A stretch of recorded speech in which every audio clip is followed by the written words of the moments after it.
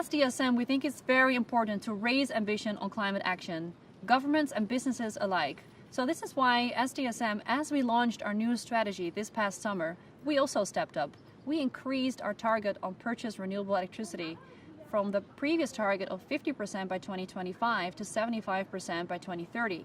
And this is backed by a strong Scope 1 and 2 emissions reductions target. So an emissions reduction target on our own emissions and the emissions of our purchased energy.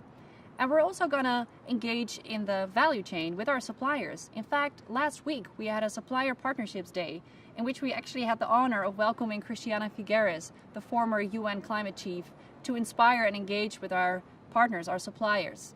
I'm also very pleased that we have a very climate competent board. It's not just something that is led by one individual. Our full executive committee has taken shared and individual responsibility over a full climate action plan.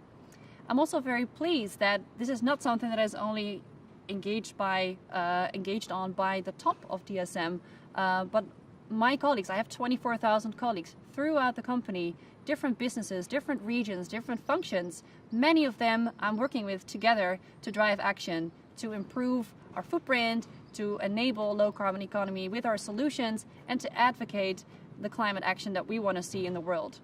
And I also believe it's very important that we engage responsibly. We cannot just be advocating at a global level because the real action happens at a national and sometimes even subnational level. So we need to be responsible advocates also after we get back home from all these global events, and really engage in the trade associations and the coalitions and the dialogues that happen both behind the scenes as well as on stage and in the media out there in the countries where you operate. So this is what we stand for as DSM.